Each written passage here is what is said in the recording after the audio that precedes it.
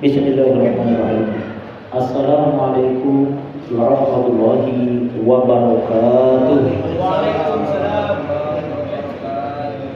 Alhamdulillah, alhamdulillahilladzi hadana li hadza wa ma kunna linahtadiya laula an hadana Allah. Asyhadu an la ilaha illallah wa nashhadu anna Muhammadan abduhu wa rasuluh alladzi la nabiyya wa la rasula ba'dah, amma ba'du. Allahumma shalli wa sallim ala nabiyyina Muhammad sallallahu alaihi wasallam. Bapak Ibu jamaah klik kajian literasi Islam di kampus, alhamdulillah kita dipertemukan kembali untuk pertemuan yang ke-26. Pertemuan ke-26 kurang lebih. Bapak Ibu hadirin dan hadirat yang dimuliakan Allah Subhanahu wa taala. Pada pertemuan sebelumnya kita telah membahas terkait najis dan pembagian-pembagiannya, dan pada pertemuan kali ini kita akan membahas terkait jenis darah wanita. Walaupun jamaahnya banyak pria, tapi kata Pak Dr. Taufik, insyaallah istri kita wanita. Nah, mudah-mudahan ujian beliau besok lancar dan hasil terbaik. Dan yang belum boleh disegerakan insyaallah. Amin. Bapak Ibu jamaah yang dimuliakan Allah Subhanahu wa taala. Faslun wa yakhruju minal farji salasatu dima'in damul haidi wal nifasi wal istihadati. Ada 3 jenis darah yang keluar dari kemaluan wanita. Yang pertama darah haid, yang kedua darah nifas, dan yang ketiga darah istihadah. Jadi ada banyak yang keluar dari wanita tersebut yang tak dirasakan oleh laki-laki. Inilah dia juga penyebab kenapa wanita itu diperbolehkan memakai emas dan sejenisnya, tapi tidak berlaku untuk laki-laki.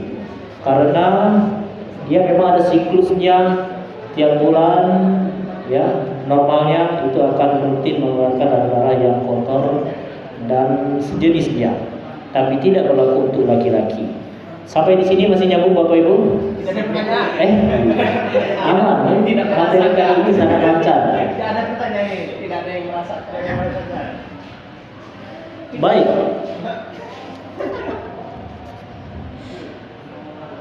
Fal haidu huwa damul khariju minal farjil mar'ati ala sabilis sihhati min ghairi sababil wiladati wa launuhu aswadu muhtadimun ladza'an.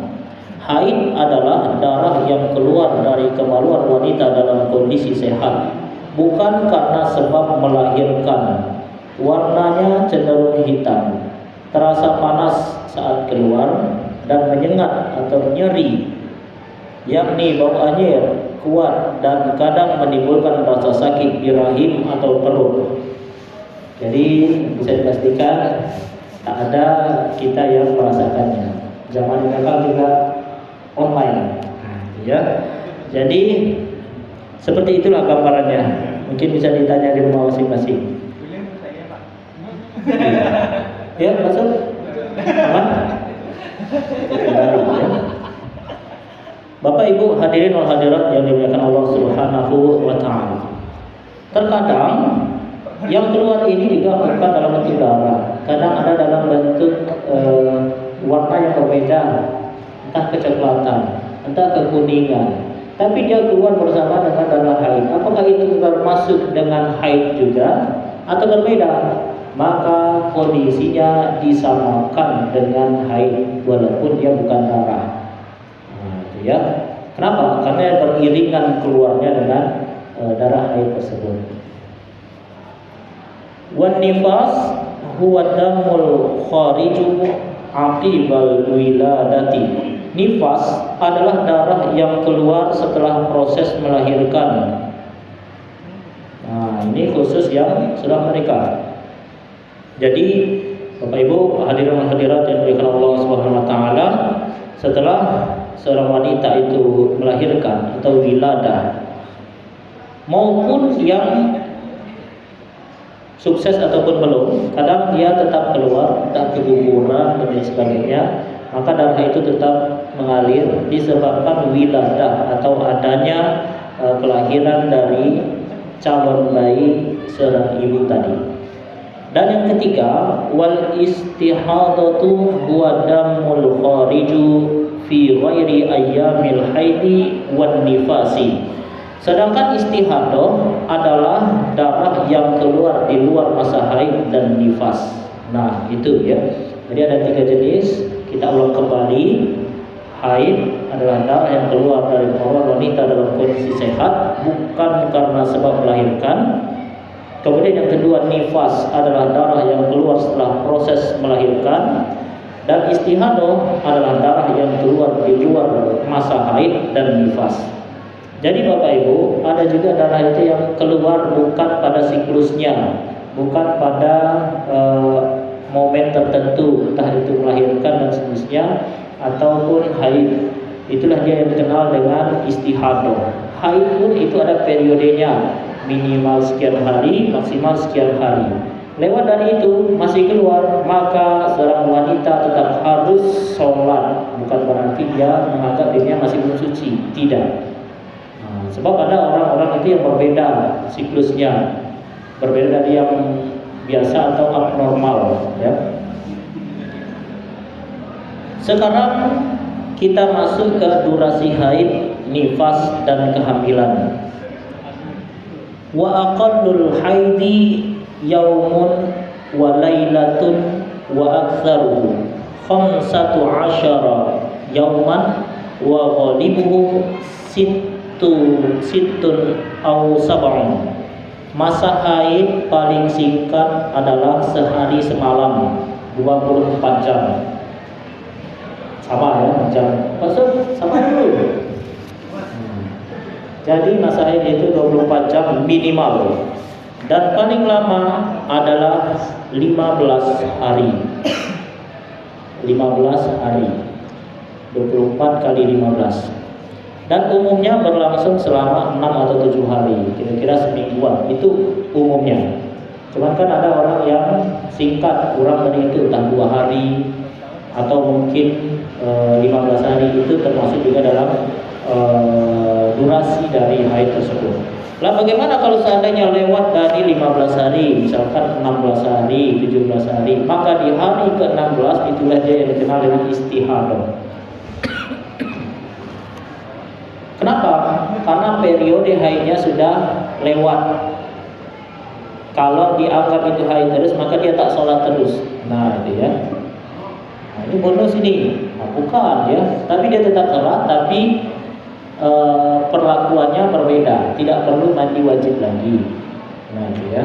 Tapi tetap harus berwudu. Nah, kalau keluar dan sebagainya itu sebelum sholat harus ditutup dan lain sebagainya agar dia tidak mengalir. Sampai di sini ada yang ditanyakan?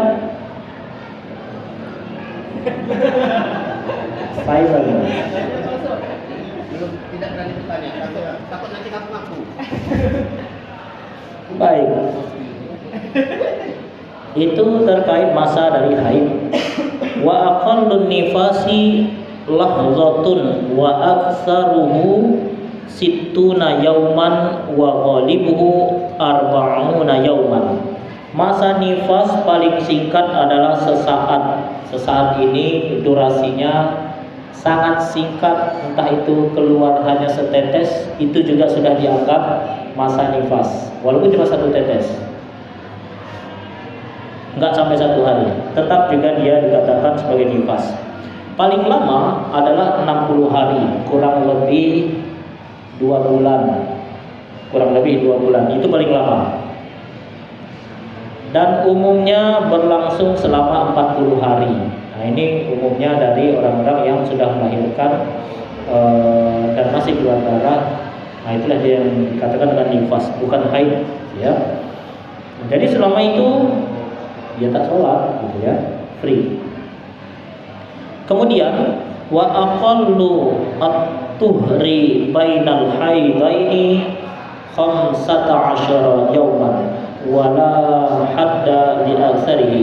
Masa suci di antara dua haid paling singkat adalah 15 hari dan tidak ada batasan untuk waktu paling lamanya.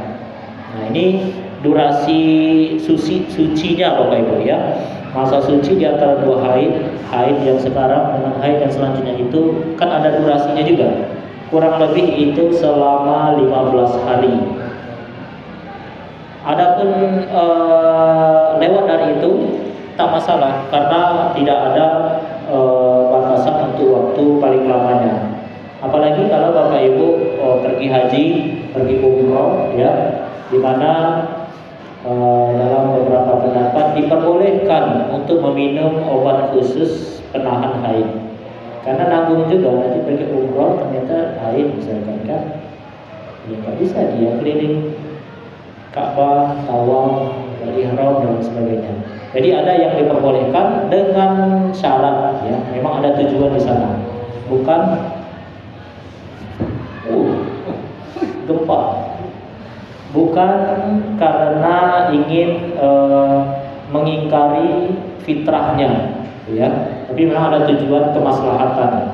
Apalagi lagi proses sehari, oh ternyata keluar misalkan, itu agak semi-semi sia-sia gitu, berangkat sekian biayanya ya. Baik, sampai di sini masih nyambung Bapak Ibu ya? Alhamdulillah. Kemudian wa aqallu, iya kayaknya story. Oke. Wa aqallu zamanin tahidu fihi al-mar'atu 9 sinina. Usia minimal seorang wanita mengalami haid adalah 9 tahun. Nah, ini berlaku untuk orang Arab atau orang Asia, orang Afrika, berlaku semuanya. Walaupun secara fisik misalkan kita orang Asia, apalagi Asia Tenggara itu lebih kecil. Ya. Orang Arab 9 tahun macam 17 tahun kita mungkin ya. Iya. Kalau lihat tapi pas tadi masih SD gitu kan. Nah, jadi seperti itu. Jadi ini adalah salah satu ikhtiar yang dilakukan oleh Al-Imam Asy-Syafi'i rahimahullah dalam membatasi usia minimal. Nah, ya. Lalu bagaimana kalau seandainya di usia 7 tahun dia ternyata haid? Maka ini belum dikatakan belum.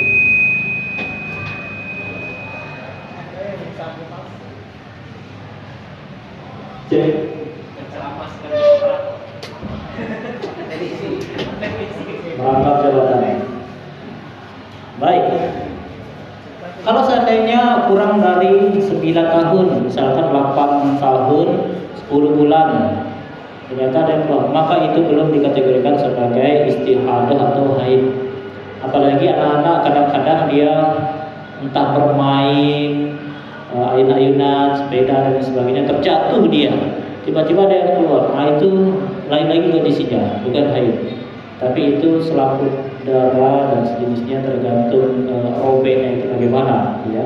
Ada yang sedikit sehingga memungkinkan untuk menyambung kembali, ada juga yang parah sehingga dia tidak menyambung kembali walaupun dia bukan disebabkan oleh hubungan dan lain sebagainya. Nah, makanya di awal itu saat pernikahan harus jelas ini bikrun atau perawan atau tidak, dan kalau sudah tidak itu dijelaskan juga ini sebabnya apa, apakah karena ada hubungan sebelumnya atau karena kecelakaan, terjatuh dan lain sebagainya. Nah, jadi khususnya wanita itu agak berhati-hati, jangan mengangkat beban terlalu berat ya, kemudian aktivitas yang ringan-ringan aja gitu ya. Baik. Wa aqallul hamli 6 ashhurin wa aktsaruhu 4 sinina wa ghalibuhu 9 ashhurin. Durasi kehamilan paling singkat adalah 6 bulan, paling lama adalah 4 tahun, dan umumnya berlangsung selama 9 bulan. Nah ini ya. Jadi ada juga ya yang durasi kehamilannya itu sampai bertahun-tahun. Lahir sudah tumbuh rambut jenggot begitu. Nah, itu apa namanya? Nah, umumnya kita lahiran itu di usia 9 tahun, 9 bulan, 10 hari gitu. 9 tahun. Lahir langsung masuk SD. Nah, cuman ada juga yang kurang dari itu, 6 bulan. Nah, ini dia dikenal dengan prematur, gitu ya. Nah, cuman kalau kurang dari 6 bulan, nah inilah yang dikhawatirkan. Entah belum sempurna ininya, tangannya, entah belum sempurna itu ya. Nah, jadi durasi umumnya itu 9 bulan 10 hari. Nah, lewat dari itu ada juga, tapi nadir, jarang, langka, ya. Baik, sampai di sini kira-kira ada yang tanyakan Bapak Ibu? Ya. Waalaikumsalam. Ini Ustaz, sering terjadi Ustaz. Haidnya itu kadang-kadang Ustaz, misal normalnya 7 hari gitu. Di hari keempat itu seakan-akan sudah berhenti gitu. Berhenti, kemudian sudah sholat, tiba-tiba keluar lagi Ustaz. Di hari selanjutnya itu gimana Ustaz? Sementara si A ini sudah sholat, dia sudah dalam artian mengerjakan kewajibannya, terus gimana Ustaz? Baik, pertanyaan yang bagus. Kalau kira-kira 4 hari rasanya sudah selesai inilah, matilah, sholatlah. Oh ternyata besok atau lusanya masih, maka diulang kembali mandinya. Durasinya sampai kapan? Toleransinya sampai 15 hari. 15 hari itu kalau memang selesai clear di hari keempat tak masalah. Tapi kalau ternyata masih lanjut, maka estimasinya maksimal sampai 15 hari. Tidak dijatuhi berdosa ada melakukan. Tidak, insya Allah. Kenapa? Karena itu sifatnya masih ekor.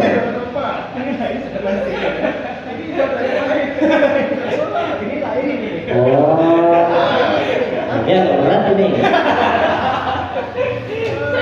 Ibadah. Ini maksudnya itu malah ya. Kalau saya pahami tentang sholat tadi, ya. Kalau ibadah yang lain yang agak spesifik ke arah sana, maka kalau tak diketahui karena ya memang di luar kuasa kita, maka tak masalah. Cuma kalau sudah tahu jangan lanjut. Stop. Istirahat dulu. Nah, ya. Wala taqrabuhunna hatta yanfurn. Jangan kalian dekati istri kalian hingga ia suci. Artinya apa? Mendekati pun tak boleh. Tapi ini mendekati ini ada kategorinya Bapak Ibu ya.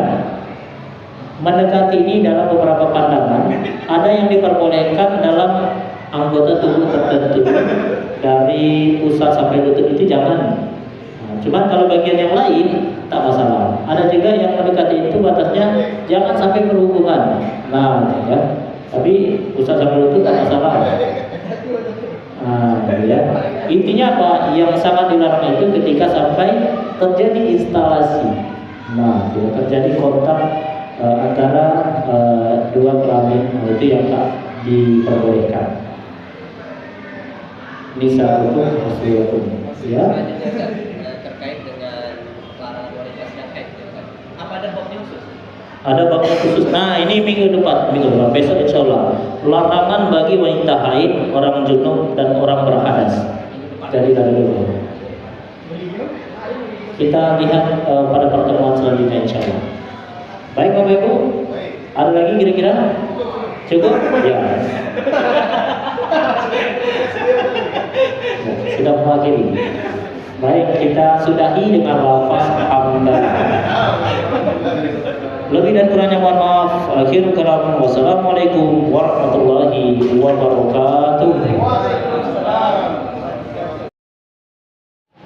Bismillahirrahmanirrahim. Assalamualaikum warahmatullahi wabarakatuh. Alhamdulillah, alhamdulillahillazi hadana lihadza wa ma kunna linahtadiya laula an hadana Allah. Nasyhadu an la ilaha illallah wa nashhadu anna Muhammadan abduhu wa rasuluh alladzi la nabiyya wa la rasula ba'da, amma ba'd. Allahumma shalli wa sallim ala nabiyyina Muhammad sallallahu alaihi wasallam. Bapak Ibu jamaah hadirin dan hadirat yang dimuliakan Allah Subhanahu wa taala. Alhamdulillah kita dipertemukan kembali dalam kegiatan klik kajian literasi Islami Kampus untuk pertemuan yang ke-26. Sebenarnya pada hari ini cukup banyak agenda. Di antaranya ada undangan dari saudara kita, insyaallah Al-Ustaz Dr. Taufik Ramadan SPMM, yang insyaallah jam 1:30 nanti akan ujian terbuka disertasi.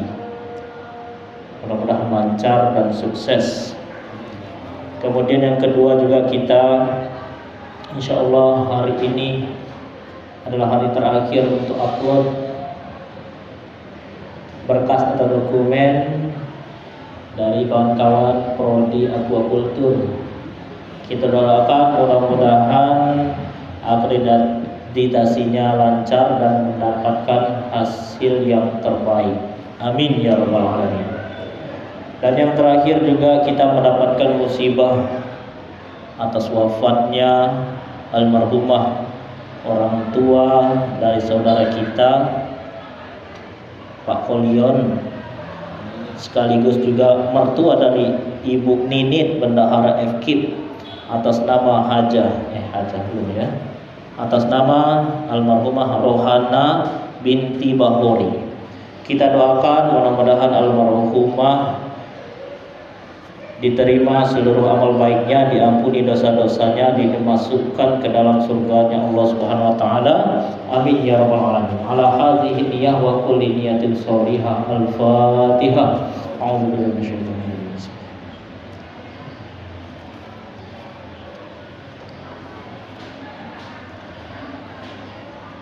A'udzubillahi minasyaitonirrajim. Bismillahirrahmanirrahim. Alhamdulillahirabbil alamin, hamdan hamidin, hamdan syakirin, hamdan naimin, hamdan yuwafi ni'amahu wa yukafi mazidah. Ya Rabbana lakal hamdu kama yanbaghi li jalali karimati min sultanik. Allahumma shalli ala Muhammad wa ala ali Muhammad salatan tunjina biha min jami'il ahwali wal afat wa taqdilana biha min jami'il hajat wa tutahhiruna biha min jami'is sayyi'at wa tarfa'una biha 'indaka 'ala darajat wa tuballighuna biha aqsal ghayat min jamil khairati fil hayati wa ba'dal mamat. Innaka ya maulana sami'un qaribun mujibud da'wat ya qadiyal hajat. Allahumma ighfir lana dzunubana wa liwalidayna warhamhum kama rabbayana shighara wa li jami'il muslimina wal muslimat wal mu'minina wal mu'minat al ahya'i minhum wal amwat birahmatika ya arhamar rahimin. Khasatan ila Rohana binti Bahuri. Allahumma ighfir laha warhamha wa'afiha wa'fu anha wa akrim nuzulaha wa wasi' madkhalaha wa silha bil ma'i was salji wal barad. Allahumma naqqiha minal khotoya kama naqqaita thawbal abyad minad danas. Allahumma abdilha daran khairan min dariha wa ahlan khairan min ahliha wa zawjan khairan min zawjiha wa adkhilha al-jannah wa 'adha min 'adzabil nar wa 'adzabil qabr ya rabbal alamin. Rabbana atina fid dunya hasanah wa fil akhirati hasanah wa qina 'adzaban nar. Alhamdulillahirabbil alamin. Bapak Ibu hadirin hadirat yang dimuliakan Allah Subhanahu wa taala, kita akan melanjutkan materi kita yang kebetulan ini merupakan materi terakhir dari bab Toharoh. Nah, dia kebetulan merupakan materi terakhir bab Toharoh, di mana bab selanjutnya adalah kita akan membahas tentang sholat. Bab sholat. Kemarin kita telah membahas terkait jenis darah wanita, durasi haid, nifas dan kehamilan. Hari ini kita akan mencoba membahas larangan bagi wanita haid, orang junub dan orang berhadas. Wa yahrumu bil haidi wan nifasi thamaniyatu asya'a: as-salatu was-shaumu wa qira'atul qur'ani wa massul mushafi wa hamluhu wa dukhulul masjidi wa tawafu wal wat'u wal istimta'u bima baina surrati wa rukbati. Selama masa haid dan nifas, wanita dilarang melakukan 8 hal. Yang pertama, sholat. Yang kedua, puasa. Yang ketiga, membaca Al-Quran. Yang keempat, menyentuh dan membawa mushaf Al-Quran. Yang kelima, masuk ke dalam masjid. Yang keenam, tawaf.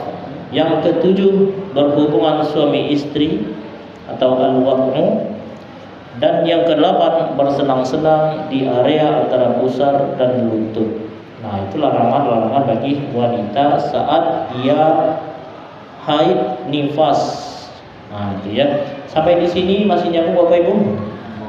Apakah ada yang didiskusikan, ditanyakan terkait gambaran umum? Baik. Yang pertama itu sholat. Nah, sholat ini jelas dilarang.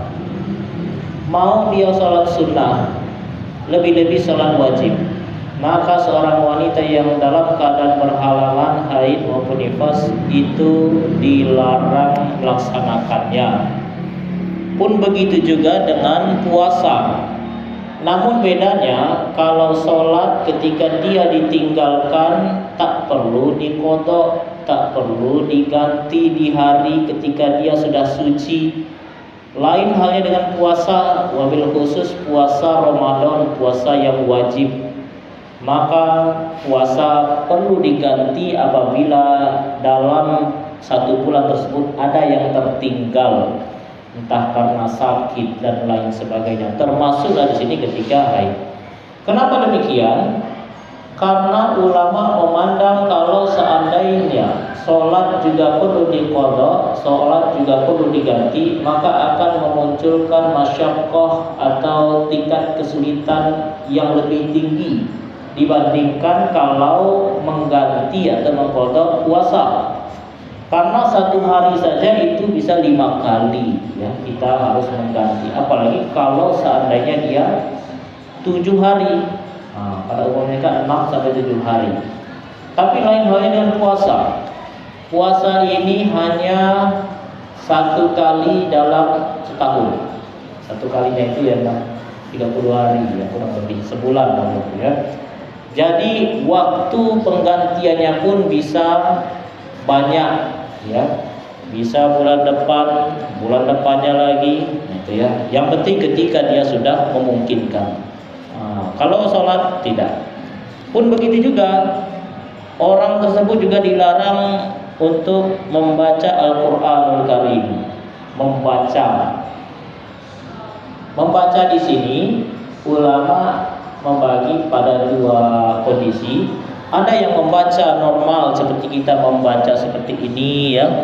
Misalkan Al-Fatihah, kemudian lanjutkan Al-Baqarah, kayak normal, kayak biasa. Itu yang dilarang. Tapi ada juga membaca yang diperbolehkan kalau kebetulan zikir atau doa-doa, munajat-munajat itu kebetulan adalah kutipan dari Al-Qur'anul Karim. Jadi kita melafalkannya itu bukan karena membaca Al-Qur'an secara utuh, tapi kebetulan saja zikirnya itu adalah kutipan dari Al-Qur'an. Contohnya apa? Rabbana atina fid dunya hasanah. Itu kan kutipan dari Al-Qur'an. Doa boleh-boleh saja. Kemudian dan juga Rabbi ja'al hadza baladan amina warzuq ahlahu minas samarat ila akhir ayat.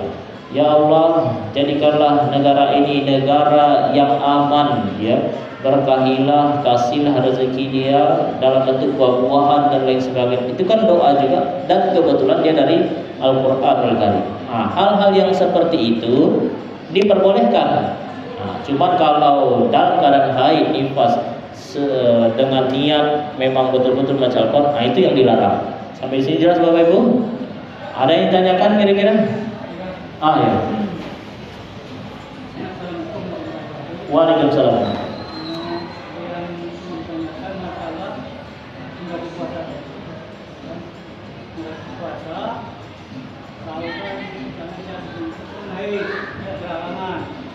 Sampai waktu lebaran, kadang-kadang itu tuh sangat kan ada puasa Syawal tuh. Nah, itu kadang mengerjakan puasa Syawal dulu daripada mengganti yang wajib tadi. Mana yang itu? Baik, pertanyaannya bagus. Bagaimana kalau seandainya ibu-ibu ataupun bapak-bapak juga ada mungkin ya halangan, entah bukan halangan seperti ibu-ibu ya, mungkin musafir, sakit. Selesai dari ibadah Ramadan, tentu kita berhadapan langsung dengan Syawal. Di mana Syawal ini Ada utamanya juga kalau kita melanjutkan sita min Syawal, 6 hari di bulan Syawal, maka pahalanya juga bertambah. Gimana solusinya? Apakah kita mengqadha atau mengganti puasa? Nah, di sini fleksibel. Ada ulama yang membolehkan untuk mengqadha duluan karena dia sama-sama wajib, sedangkan Syawal ini sifatnya sunnah. Ada juga yang membolehkan Syawal duluan karena apa? Karena durasinya itu singkat, sedangkan mengqadha itu durasinya panjang, masih ada 11 bulan ke depan kalau umur panjang. Nah, jadi fleksibel, boleh milih antara dua pendapat tersebut. Ada lagi kira-kira Bapak Ibu?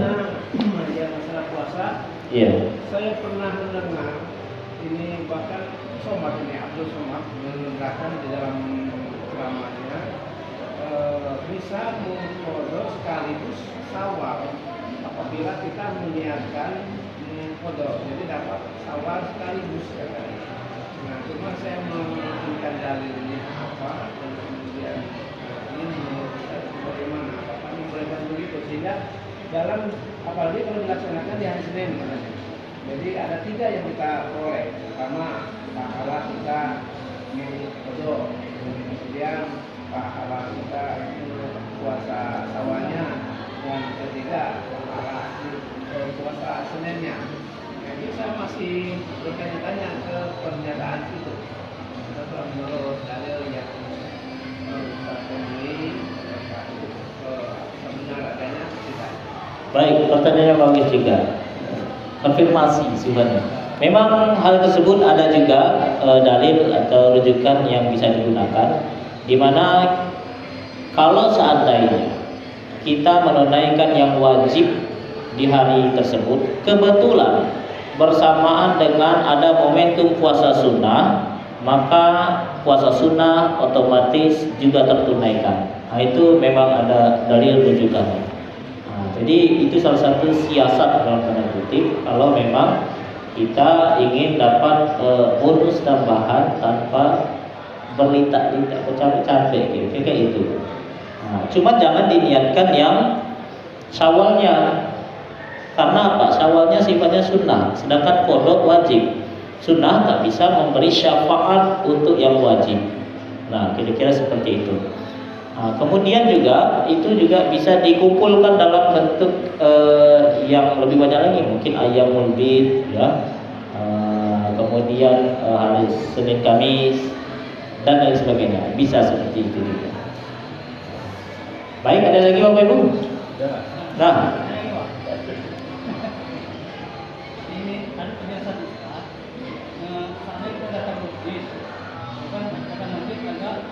agak orang yang kita waktu itu tidak lagi. Nah, kita melakukan sholat sunnah, sholat ketiga, sholat sunnah dan sholat sunnah dulu. Makanya boleh merangkap saya. Ini pendapat lainnya menjadi dalam ini. Apakah tadi sama-sama kelas? baik. Yang kami ketahui, hal ini berlaku untuk yang seperti tadi puasa. Cuman kalau hal-hal yang berbeda konteksnya, maksudnya yang jauh, termasuk juga akikah, gimana akikah kalau sekalian sama kurban, itu kan agak jauh. Jadi termasuk juga dengan sholat ini tadi, dia memang ada keutamaan-keutamaannya tersendiri. Jadi ketika waktu masih memungkinkan, tunaikan secara terpisah, bukan di satu paket. Iya, karena 2 rakaat ini banyak. Gitu ya. Ada sholat sunnah sudah wudu, ada sholat sunnah tahiyatul masjid, ada sholat sunnah qobliyah zuhur. Ada juga mungkin sholat sunnah taubat. Oh, kita kerjakanlah ini berapa nih? 8 rakaat ini dalam 2 rakaat saja. Ini ya. Itu kan agak dalam tanda kutip agak hitung-hitungan. Jadi dalam perkara yang seperti itu, sejauh ini lebih baik dipisahkan. Oke? Ya. Bisa jadi juga. Bisa tetap ada kemungkinan, tapi hal tersebut tentu hak prerogatif dari Allah Subhanahu wa taala. Dan memang perkara sunnah ini agak fleksibel. Ya. Kadang tak sesuai dengan waktunya pun bisa kita laksanakan di waktu yang berbeda. Contohnya apa? Sholat sunnah mutlak yang setelah ini ya, sebelum subuh. Sholat sunnah sebelum subuh 2 rakaat. Terlambat kita datang, kesiangan. Kita boleh, ada yang membolehkan ya untuk sholat sunnahnya itu dilaksanakan setelah sholat subuh. Dengan syarat kalau memang kita sudah terbiasa sholat sunnah 2 rakaat sebelum subuh. Kebetulan hari itu di takniah, begadang, lembur.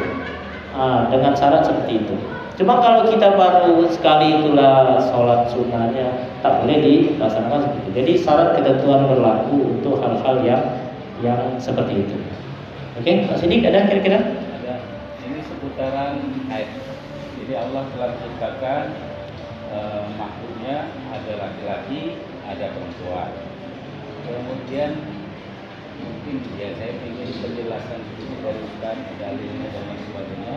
Kenapa wanita itu kodratnya diberikan menstruasi? Kadang ada melahirkan, kadang kita kasihan melahirkan, menstruasi secara rutin tuh. Ya bulan tuh waktu sampai minggu. Yang laki-laki kan tidak ada itu. Nah itu dari kita tolong jelaskan kenapa Tuhan menciptakan wanita diberikan ada menstruasi untuk wanita. Kemudian lagi apa hukumnya jika wanita haid ini kan sering kita tuh wedding acara pernikahan tuh di masjid tuh kita nggak tahu nih proses untuk entah salah satu dari jemaah ini yang hadir banyak itu tak ada yang haid kita nggak tahu kan entah pengantinnya sendiri yang itu yang haid yang dalam keadaan tidak suci itu sedangkan kita memasuki rumah suci. Kemudian yang ketiga ini istri kita belum habis masa haidnya masih itu tuh. Tapi ya masih dipikir lagi, tapi kita melakukan hubungan badan. Yang mana itu penjelasan itu? Baik, pertanyaan yang bagus, 3 poin ya. Yang pertama terkait kodrat takdir dari seorang wanita. Ini walau alam, karena ada sempat baca juga entah Israiliyat atau bagaimana. Ada yang mengatakan sebabnya karena ketika di surga nanti ia menggoda atau membujuk Nabi Adam untuk memakan buah kurdi. Itu bisikan dari setan. Jadi yang menggoda itu sebenarnya bukan setan yang menggoda Nabi Adam, tetapi wanita. Atas instruksi atau wanita ini telah dipengaruhi oleh iblis ketika itu dalam bentuk ular berkaki. Kemudian akhirnya terikutlah Nabi Adam ini dengan bujuk rayu tersebut. Ya tahulah kalau wanita ngambek gitu kan. Akhirnya ngikut juga gitu kan. Sedikit demi sedikit. Akhirnya bukan lagi wala taqrabu hadhihi syajarata fatakuna minadh dhalimin. Jangan didekati pohon ini. Bukan hanya mendekati tapi malah sampai memakan. Artinya apa? Sudah kelewat batas. Akhirnya ia mendapatkan sebentuk sanksi dari Allah SWT. Yang ular tadi, yang kakinya ada jadi hilang, yang wanita tadi kena dalam tanda kutip setiap bulannya ada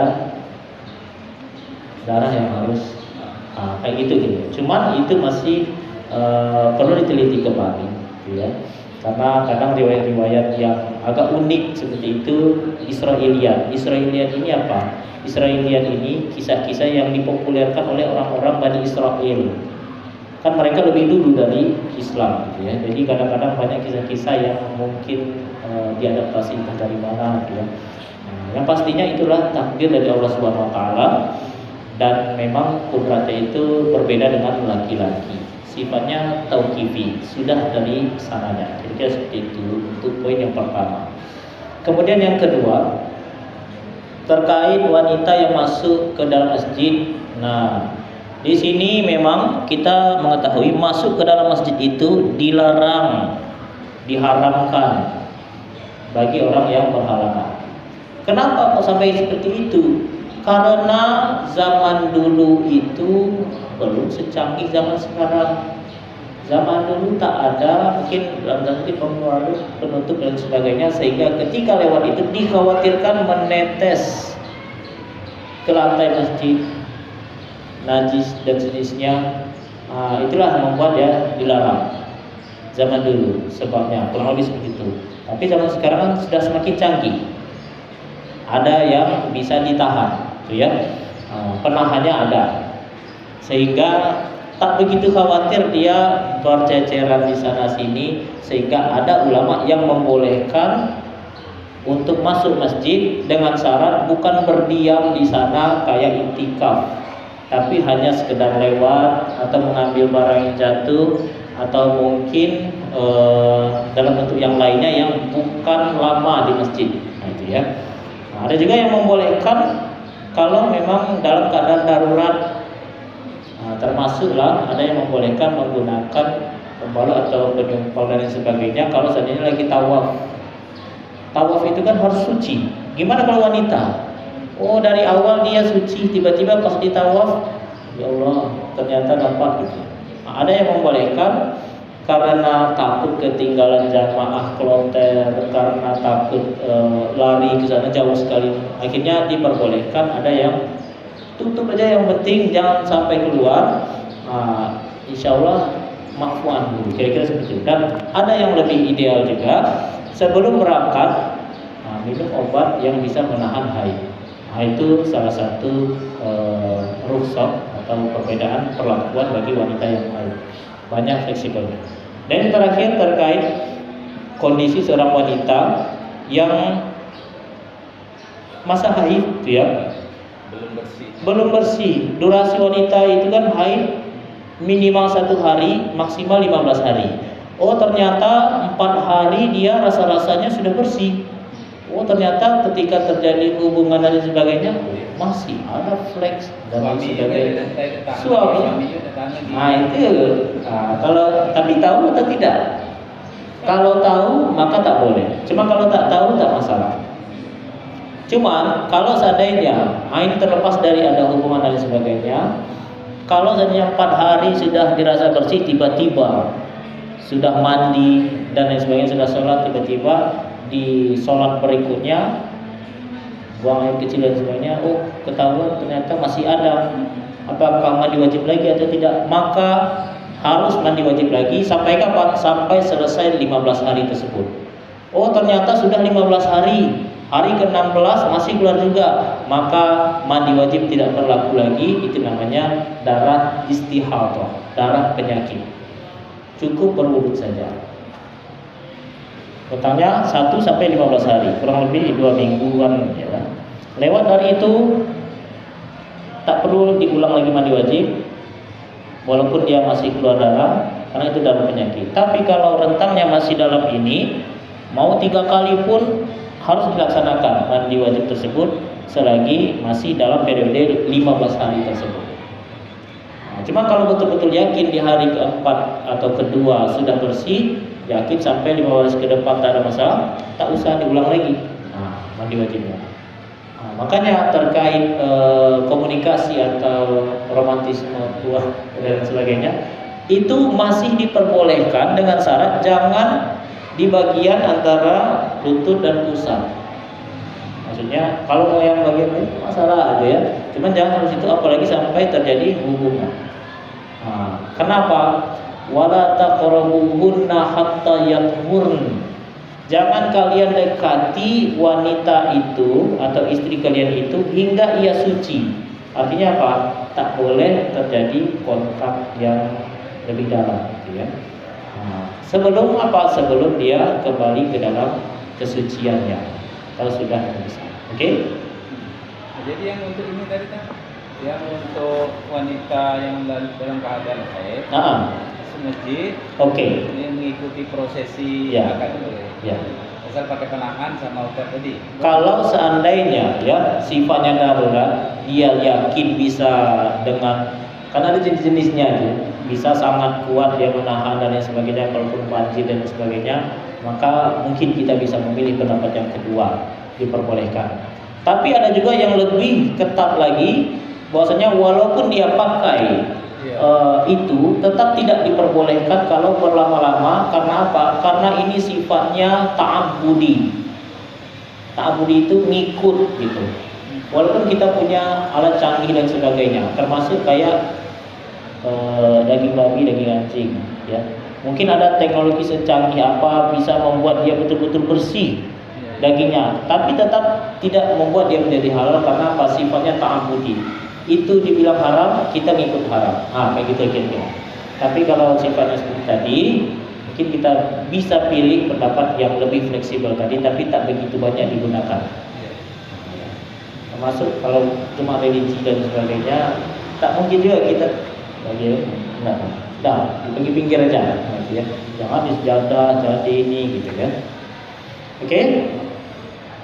Termasuk yang itu kalau di masjid kan sering kita lihat. Iya. Batas suci ini. Ya. Batas suci. Batas suci. Cuma batas suci itu maksudnya itu jangan sampai ada najis dan sebagainya. Bukan berarti orangnya itu harus suci dan sebagainya, enggak. Batas suci itu ikhtiar dari mungkin pengurus masjid dan sebagainya agar jangan diinjak-injak, gitu kan. Sepatu itu kan kadang tidak jelas bersih atau tidak. Bukan berarti suci rohaninya, gitu kan. Kurang lebih seperti itu. Oke, Pak? Ada ini Mas. Jadi masalah sholat sunat. Misalnya kita sholat zuhur ini. Ya. Zuhur kita sampai waktu kalau sudah hampir komat. Nah, sedangkan yang disunahkan untuk melaksanakan sholat zuhur dan masuk ke masjid itu kan ada sholat zuhur, kemudian sholat masjid, kemudian sholat qobliyah. Sedangkan waktu hanya bisa dilakukan untuk sholat qobliyah saja. Nah, kalau yang pernah saya dengar dan saya itu bahwa sholat itu maka sholat tahiyatul masjid, sholat qobliyah saja sudah menutupi daripada sholat tahiyatul masjidnya. Jadi diambillah sholat yang paling utama. Jadi keutamaan dalam sholat itu berarti lebih utama sholat qobliyahnya daripada sholat tahiyatul masjid. Rawatib. Kemudian sholat subuh. Sholat subuh juga kan disunahkan di awal sebelum sholat wajib ada qobliyah subuh. Itu lebih utama, utamanya saking kita memperhatikan utamanya itu. Nah, ini bukan saya memberikan orang lain, bahkan saya sendiri pengalaman. Ketika itu saya sangat capek, kemudian tidur di hotel. Dokter kan bilang nggak tahu sisi yang apa tidaknya. Tiba-tiba begitu lihat jam 5:30. Nah, begitu bangun langsung saya udah langsung sholat wajib, tapi sholat qobliyah dulu. Sholat qobliyah baru sholat wajib. Nah, kalau yang ini itu gimana? Apakah ini karena sudah waktu terlambat dan bisa ini apa betul dengan qobliyah itu? Baik. Qobliyah dulu, kemudian baru sholat wajib. Iya. Dalam kasus seperti itu, kalau menurut sependek pendapat tadi, tentu langsung sholat yang fardunya saja. Yang sunnah-sunnah otomatis terlewat, kecuali kasusnya masih dalam lingkup sebelum isyraq. Sebelum isyraq itu kan masih durasinya sholat subuh. Ini sudah jam 6 itu masih ya. Nah, kalau masih silakan. Cuma kalau seandainya bangun jam 7, tak ada lagi sholat sunnahnya gitu ya. Langsung aja lah wajib. Artinya masih dalam durasi sholat. Masih dalam, ya. Selagi dia masih dalam durasi tersebut, is okay. Walaupun kita terlambat. Wazkur rabbaka idza nasita. Ingatlah Tuhanmu kalau engkau lupa. Nah, itulah salah satu dalil kita diperbolehkan, misalkan bangun tidur baru sadar belum sholat zuhur, sementara udah sholat asar, langsung sholat zuhur ketika itu. Kecuali kalau seandainya asarnya itu tinggal beberapa menit lagi, maka diutamakan dahulukan sholat asar baru mengkodok sholat zuhur. Karena apa? Jangan sampai asar juga lewat. Nah, itu ya. Kira-kira seperti itu. Oke? Rasanya sampai di sini dulu, kayaknya materinya kita lanjut lagi di pertemuan selanjutnya. Baik, kita sudahi dengan lafaz hamdalah. Alhamdulillah. Lebih dan kurangnya mohon maaf. Akhirul kalam. Wassalamualaikum warahmatullahi wabarakatuh. Waalaikumsalam. Bismillahirrahmanirrahim. Assalamualaikum warahmatullahi wabarakatuh. Alhamdulillah wassalatu wassalamu ala Rasulillah wa la haula wa la quwata illa billah. Marilah kita mulai kegiatan kita dengan mengucapkan lafaz basmalah. Bismillahirrahmanirrahim. Bapak Ibu jamaah hadirin hadirat yang dimuliakan Allah Subhanahu wa taala, melanjutkan materi yang kemarin, kita hari ini akan membahas pada pertemuan ke-27 ya, terkait larangan bagi wanita haid, orang junub dan orang berhadas. Ini merupakan materi terakhir dari bab Toharoh. Insyaallah kalau ini selesai, artinya pertemuan selanjutnya kita akan masuk bab kedua, yakni bab sholat. Baik Bapak Ibu jamaah yang dimuliakan Allah Subhanahu wa taala, kita singgung sedikit terkait materi kemarin. Selama masa haid dan nifas, wanita dilarang melakukan 8 hal.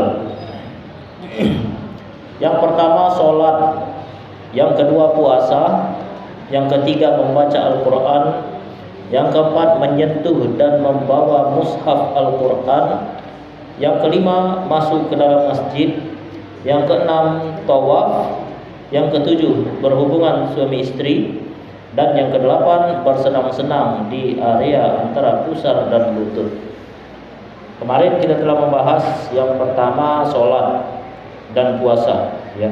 Sholat jelas dilarang bagi wanita yang sedang berhalangan, pun begitu juga dengan puasa. Namun untuk sholat dia tak perlu diqadha, tak perlu diganti kalau dia sedang berhalangan. Lain halnya dengan puasa Ramadan khususnya. Maka kalau dia berhalangan agak 2 hari, 3 hari, 7 hari di bulan suci Ramadan, dia perlu mengganti atau mengqadhanya di hari-hari lain di luar bulan suci Ramadan. Dalilnya dalam Al-Quran, faman kana minkum maridun aw ala safarin fa'iddatun min ayyamin ukhra yuridullahu bikumul yusra wa la yuridu bikumul usra walitukmilul iddata walitukabbirullaha ala ma hadakum, ila akhir ayat. Kalau kalian sakit atau musafir sehingga tak bisa menunaikan ibadah puasa dengan sempurna, dengan utuh, maka gantilah dia di hari-hari lain di luar bulan suci Ramadan. Dan sempurnakanlah bilangannya. Artinya apa? Kalau bulan suci Ramadan 30 hari, dia berhalangan 5 hari, hutangnya 5 hari. Nah, jangan berkurang, jangan diskon dan lain sebagainya. Sehingga orang yang berhalangan tersebut harus seyogianya ya telah menunaikan qadha atau ganti tersebut sebelum masuk Ramadan selanjutnya. Nah, itu ya. Apalagi ketika dia ada puasa yang hutang atau puasa nazar. Ini justru lebih kuat lagi ya. Man mata wa alaihi siyam shoma anhu waliyuhu. Siapa yang wafat sementara dia masih ada hutang puasa, maka walinya lah yang berpuasa untuknya. Saking pentingnya membayar hutang puasa. Sampai di sini masih nyambung Bapak Ibu? Baik. Langsung kita. Masalah tunggal kita di walinya kan. Kami meninggal dunia, bahwa kita 5 hari. Dan itu niat kita. Dan itu niatkan meninggal dunia, meninggal dunia pada hari bulan. niatnya untuk menggantikan. Ya. Bahasa Indonesia tak masalah. Dalam hati pun tak masalah. Nah, jadi itulah pentingnya kita kalau memang ada hutang, materi, imateri, apalagi hutang-hutang puasa, nazar. Kalau saya lulus kuliah, maka saya akan berpuasa 1 minggu penuh. Tahu orang tua kita, anak kita dan sebagainya, dan tahu dia belum ada ditunaikan satupun. Sementara wafat dia duluan. Artinya wali tersebut perlu menunaikan hutang puasa tersebut dengan niat untuk yang wafat tadi. Itu juga berlaku dengan materi-materi yang sifatnya hutang, uang dan sejenisnya. Misalnya kita menggantikan tadi kan, karena kita tidak butuh turun besar. Tak masalah. Ya, selagi jumlahnya sama, tak masalah. Dan memang ketika tidak ada ikatan syarat atau disyaratkan olehnya tidak harus berurutan, ya tak masalah. Makanya untuk nazar ini sebenarnya suatu hal yang baik, tapi berbahaya. Ya.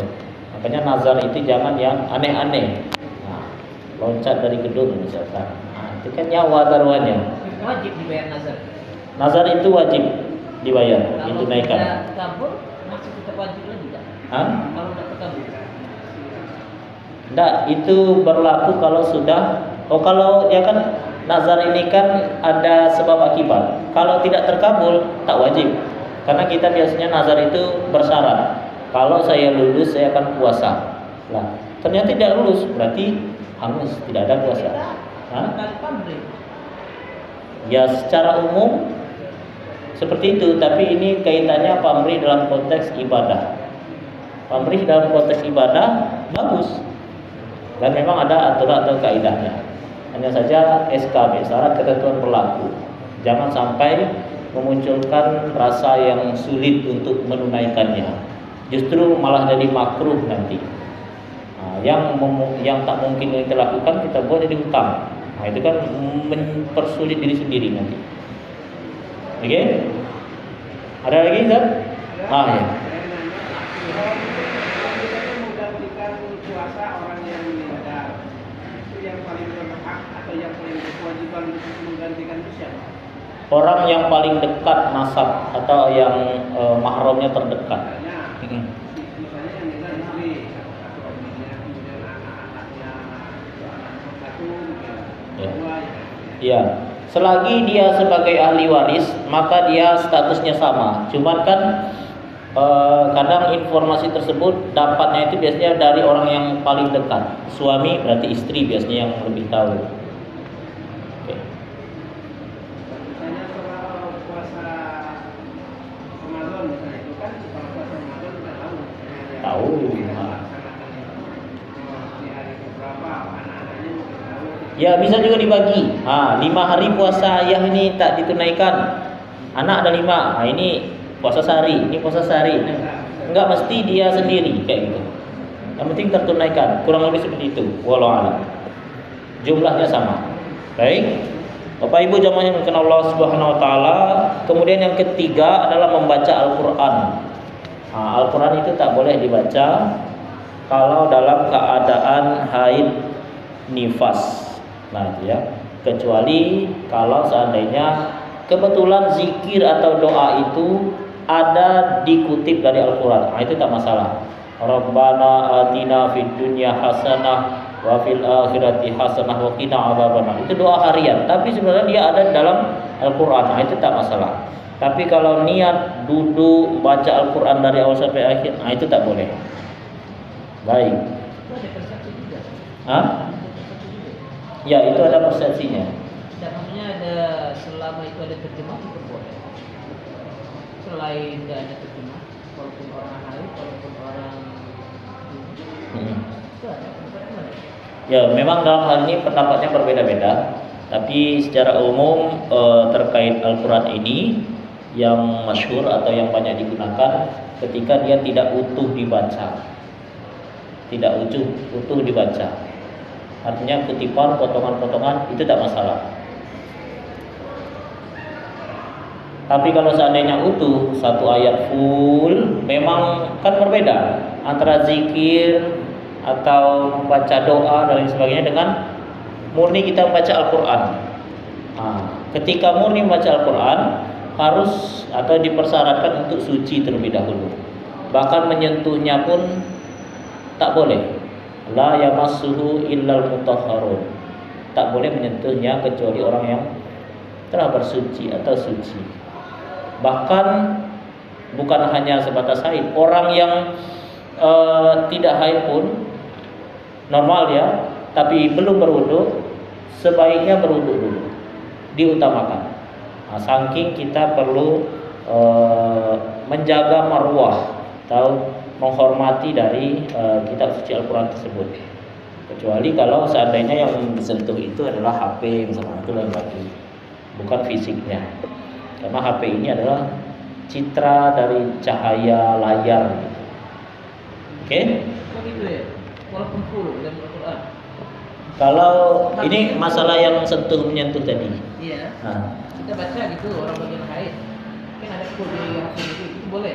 Dalam konteks dia sedang mengajar, misalkan dalam konteks dia sedang murojaah dan sejenisnya yang hanya melihat secara sekilas, itu ada yang membolehkan.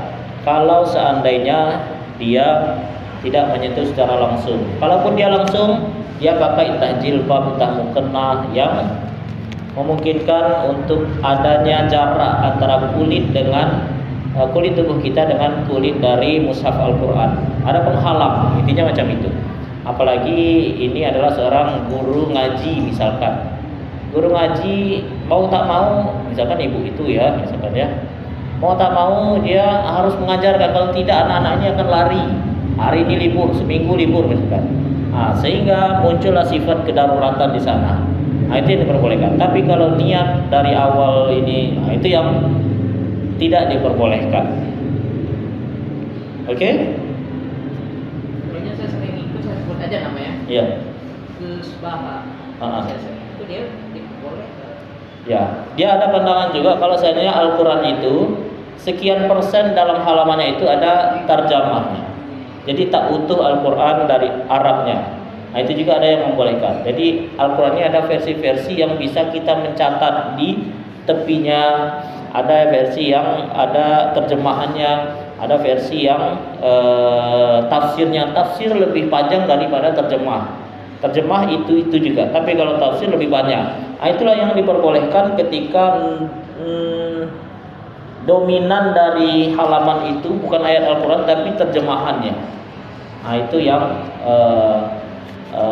sedikit longgar atau memperbolehkan untuk baca Al-Quran. Tapi kalau mushaf kita nggak ada terjemahan full ini Al-Quran, itu yang sebaiknya jangan.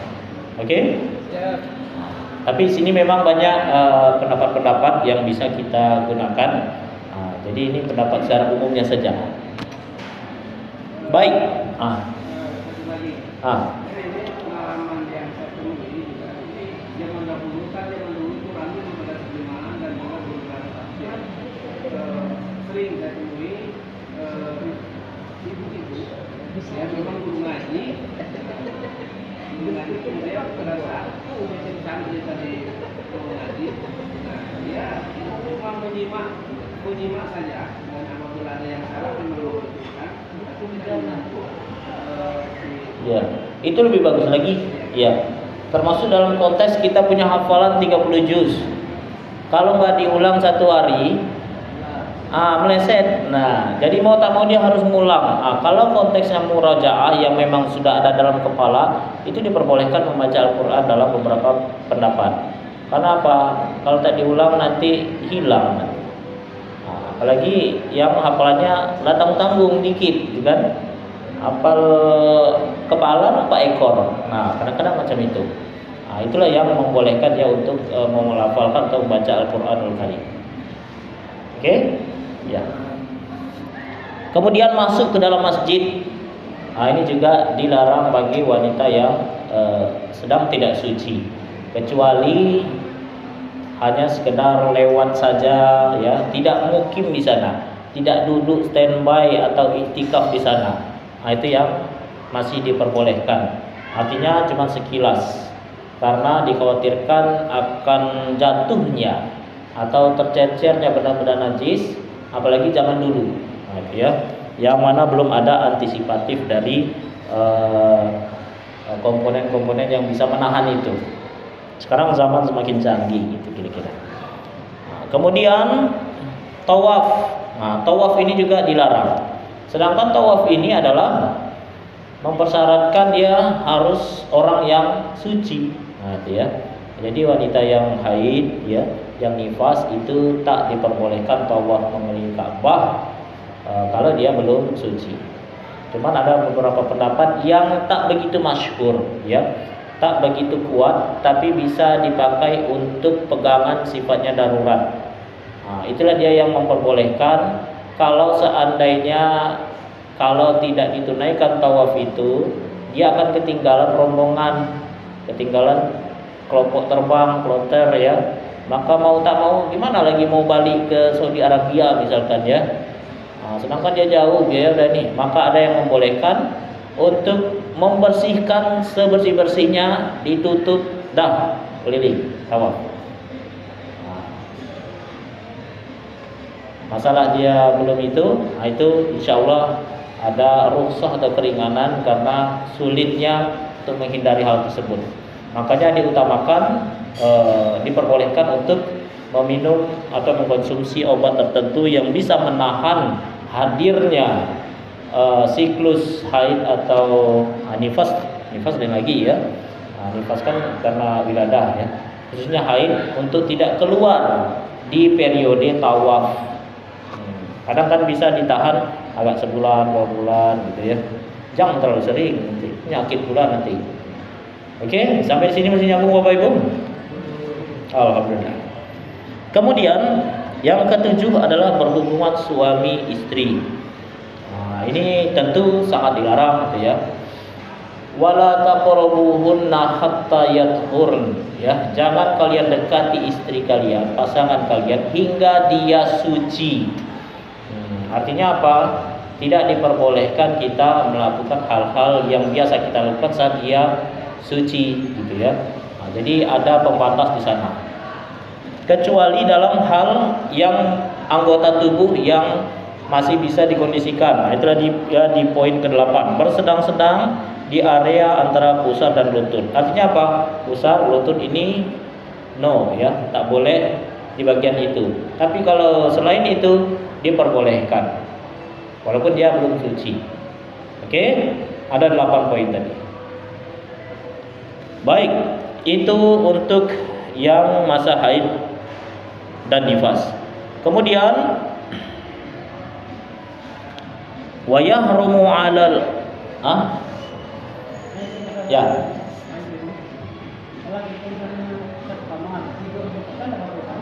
Tidak masalah, asal jangan assalamualaikum. Kalau sekedar itu, ya. Jadi uruf, tergantung kebiasaan masing-masing. Karena kan kalau enggak itu enggak bisa tidur kawan ini kan. Harus betul. Betul juga. Sekedar di halaman, di teras. Jangan sampai assalamualaikum. Baik. Wa yahrumu 'alal junubi khamsatu asya'a as-shalah wa qira'atul Qur'an wa massul mushafi wa hamluhu wa tawaf wal labsu fil masjidi. Bagi orang yang sedang dalam keadaan junub, belum mandi wajib, dilarang melakukan 5 hal. Yang pertama, sholat. Yang kedua, membaca Al-Quran. Yang ketiga, menyentuh dan membawa mushaf Al-Quran. Yang keempat, tawaf. Dan yang kelima, berdiam diri di dalam masjid. Itulah dia iktikaf. Mirip dengan yang tadi, cuman dikurangi 2. Nah. Kemudian yang terakhir, Orang haji. Apa?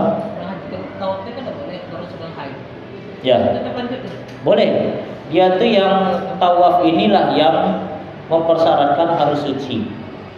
Nah, maksudnya kita sedang tawaf tuh. Iya. Sama istrinya, istri keduanya itu kan. Nah, sedang haid itu. masih dilanjutkan apa gimana? Sedang naik haji gitu. Sampai situ. Yang paling kuat tak boleh. Yang ininya istrinya. Iya. Ya istrinya yang ini. Kalau kita aman.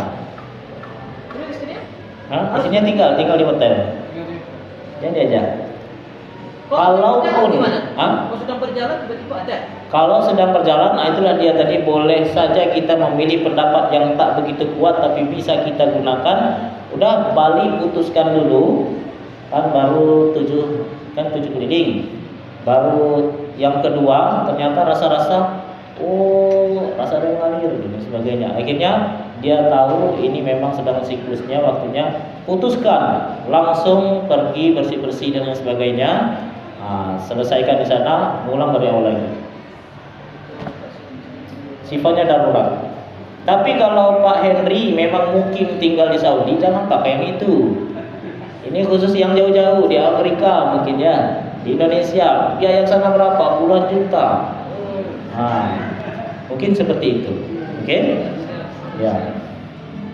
Dan yang terakhir Bapak Ibu, wa yahrumu 'alal muhdisi salasatu asya'a. As-shalah wa tawaf wa massul mushafi wa hamluhu. Bagi orang yang sedang berhadas, tidak punya wudu, ya, dilarang melakukan 3 hal. Yang pertama sholat, yang kedua tawaf, dan yang ketiga menyentuh dan membawa mushaf Al-Quran. Jadi seperti itu untuk poin yang terakhir. Jadi ada 3 tingkatannya. Alhamdulillah ya, kita telah menyelesaikan untuk materi Toharoh. Kita sudah di halaman ke-47.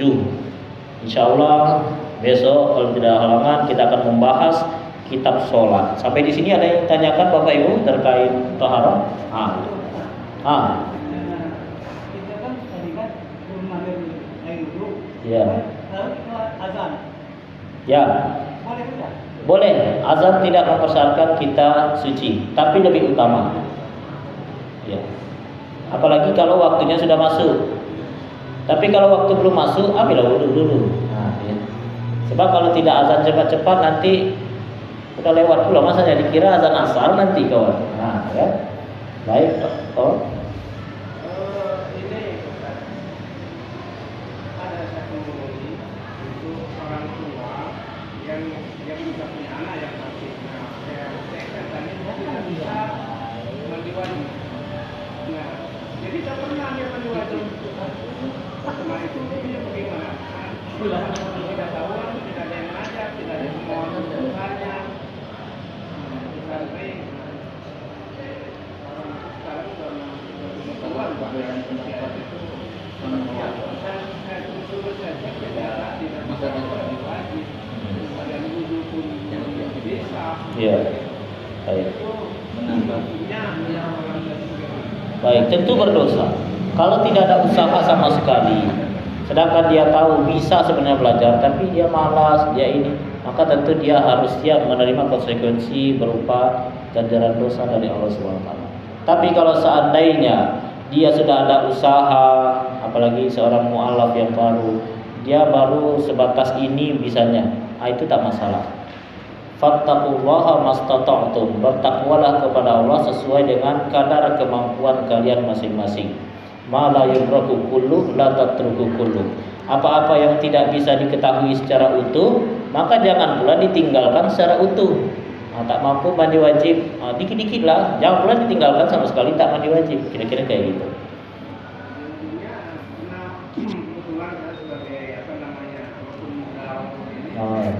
saya ajari gitu. Iya, apa? Sampaikan ini. Iya. Paling awal-awal itu kita pakai standar yang paling umum. Nah, yang penting kena seluruh badan. Nggak perlu sampai yang sunnah-sunnah, harus ini dulu. Sebatas dia sampai batas paham aja dulu, itu tak masalah. Iya. Iya. Kadang apalagi orang yang sudah tua itu kadang lupa-lupanya banyak.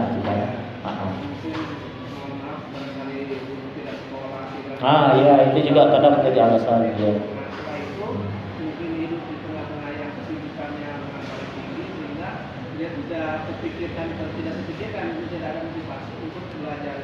Oh iya. Barangkali pandangan terhadap agama itu berarti anggap Iya, memang ada kemudahan-kemudahan tertentu kalau seandainya dia tak sampai dakwah kepadanya. Wa ma kunna mu'adzibina hatta nab'atsa rasula. Kami tidak akan mengazab suatu kaum hingga kami mengutus rasul kepadanya. Artinya apa? Kalau memang tak sampai dakwah itu, ajaran itu kepadanya, tak mandi, tak puasa, tak sholat pun, dia tidak akan diazab. Tapi kalau sudah tahu, oh ini, nah, itu baru konsekuensinya. Oke, Pak? Masuk aman? Makin saya sayur. Itulah. Siap. Mudah-mudahan ke depannya. Di luar mana? Tuh kalau bisa setiap ngobrol di kaset. Oke. Baik Bapak Ibu, rasanya kita cukupkan dulu sampai di sini materi kita tentang toharoh. Kita sudahi dengan lafaz hamdalah. Lebih dan kurangnya mohon maaf. Akhirul kalam. Wassalamualaikum warahmatullahi wabarakatuh. Assalamualaikum warahmatullahi wabarakatuh. Alhamdulillahilladzi hadana li hadza wa ma kunna linahtadiya laula an hadana Allah. Asyhadu an la ilaha illallah wa nashhadu anna Muhammadan abduhu wa rasuluh alladzi la nabiyya wa la rasula ba'da, amma ba'du.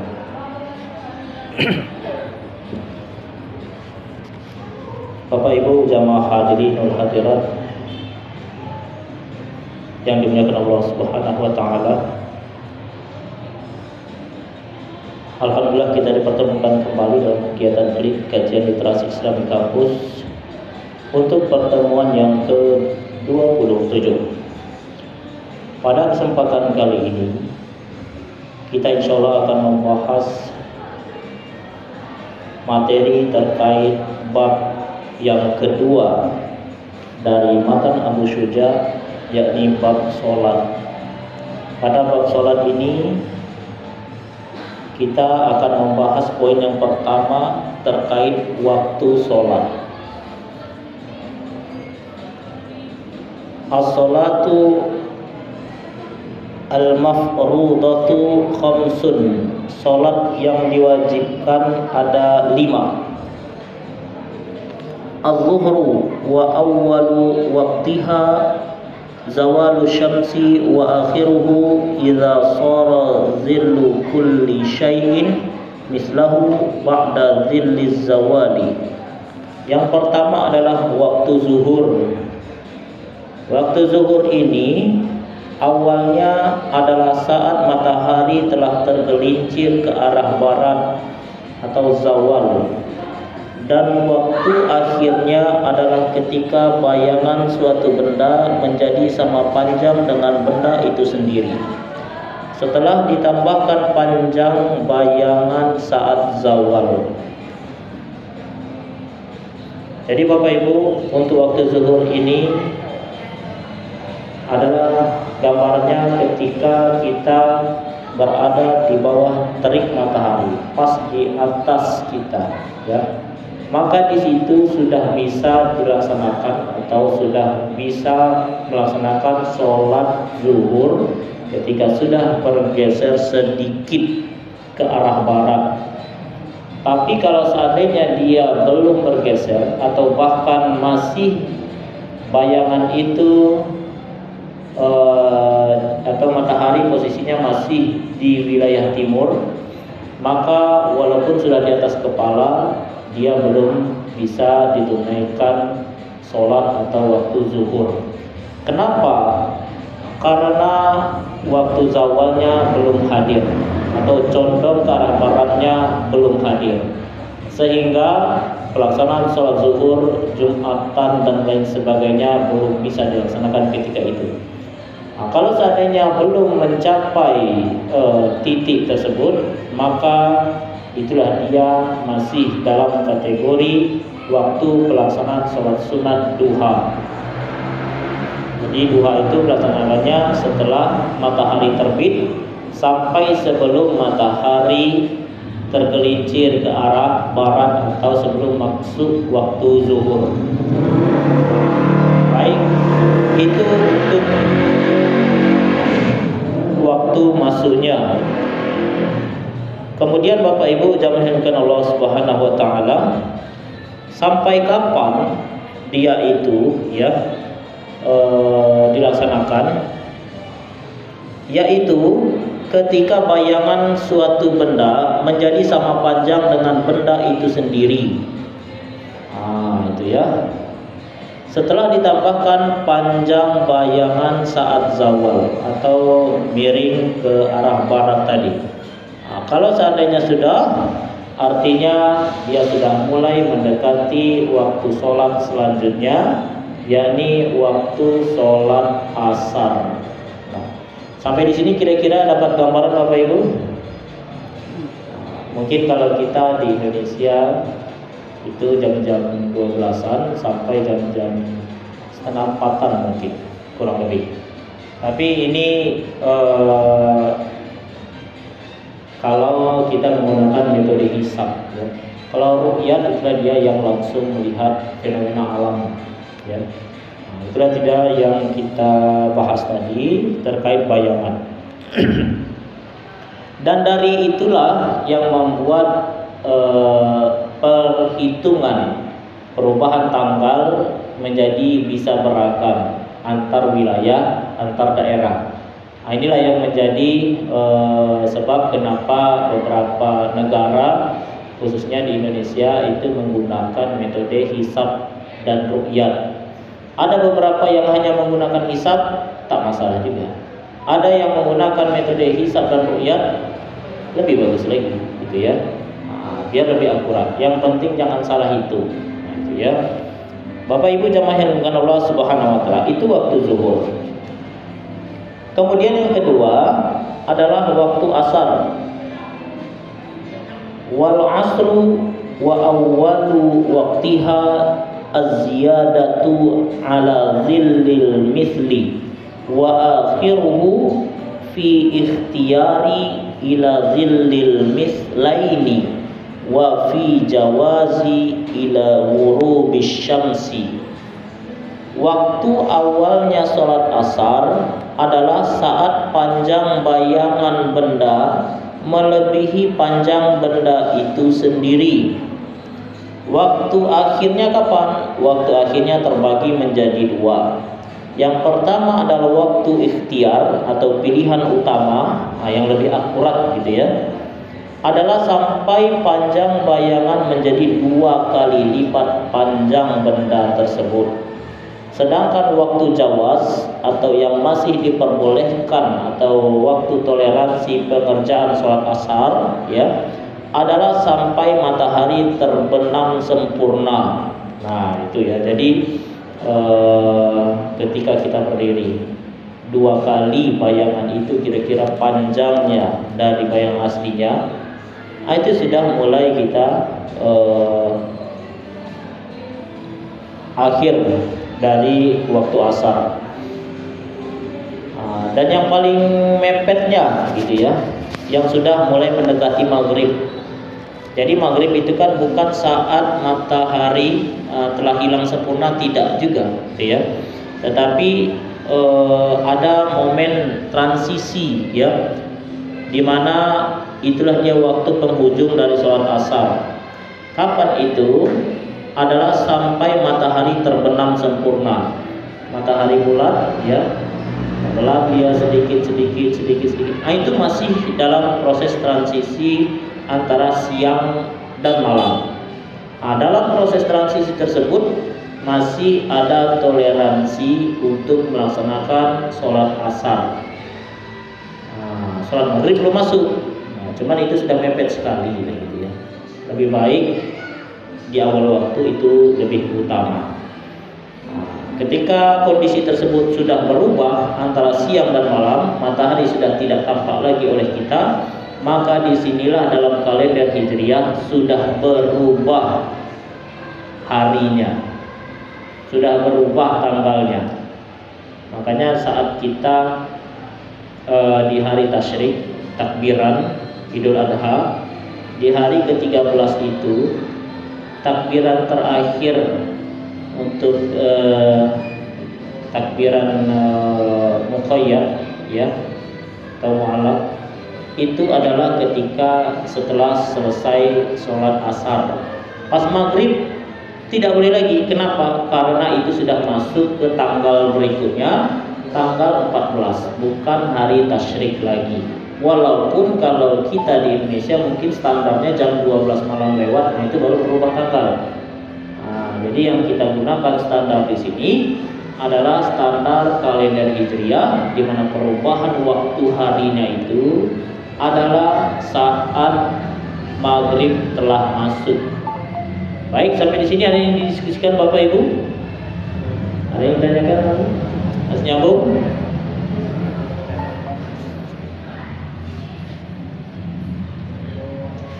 Baik, itu terkait waktu asar. Kemudian yang ketiga ada wal maghrib wa waqtuha wahidun wa huwa ghurubus syamsi wa bi miqdari ma yu'adzanu wa yutawaddu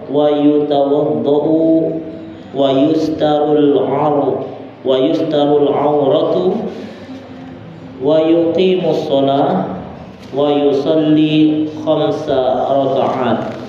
Maghrib itu waktunya hanya satu, yaitu setelah matahari terbenam sempurna. Durasinya tidak lama Bapak Ibu ya, diperkirakan cukup untuk melaksanakan azan, berwudu, menutup aurat, melaksanakan iqomah dan sholat sebanyak 5 rakaat. Artinya memang waktunya itu sangat singkat. Makanya ketika sholat maghrib itu diusahakan ayat jangan panjang-panjang. Ayat itu kan terbagi menjadi 3, pendek, sedang, panjang. Nah, pilihlah yang pendek. Apa itu? Surat-surat Makkiyah di penghujung surat Al-Quran. Biasanya itu surat Al-Ikhlas, kemudian dan sejenisnya yang pendek-pendek lah gitu ya. Nah itu diutamakan dibaca ketika maghrib karena saking singkatnya waktu tersebut. Sampai digambarkan durasinya itu kira-kira hanya sebatas azan. Azan itu kira-kira berapa? Mungkin anggaplah azan yang panjang, anggaplah 5 menit lah azan itu ya.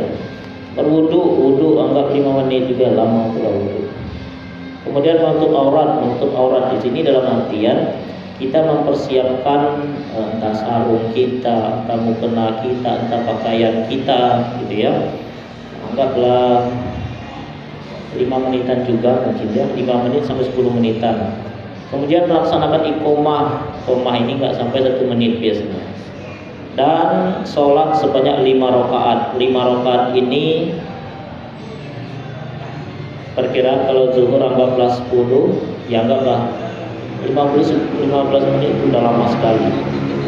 Nah, jadi kira-kira estimasi yang terbaik dari waktu pelaksanaan sholat maghrib itu mungkin durasinya sekitar 30 menitan yang diutamakannya gitu ya. Nah, makanya sebisa mungkin khusus yang maghrib itu jangan dipending-pending.